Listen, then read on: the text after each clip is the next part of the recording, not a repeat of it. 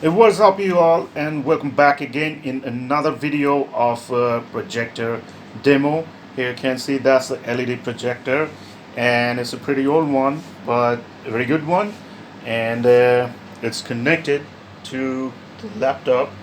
And here you can see no large speakers or subwoofers are there, no home theaters, and there you can see that's the the 70-inch display or maybe more, and it's pretty clear and bright.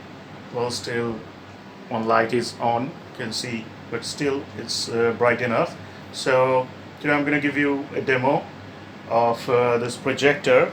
First I'm going to play some songs. As you can see, the NCS page is already open, so the sound is going to come from the projector speakers.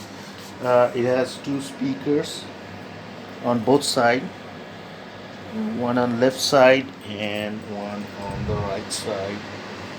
If you didn't see the speakers, then I have another video of this projector that I made before. Open the projector and clean it up. In that video you can see two 1.5-inch speakers on both sides, so this sounds pretty good. And I'm gonna play uh, the NCS songs first, and then gonna check some copyright free footage or video if I can find. So let's start the show.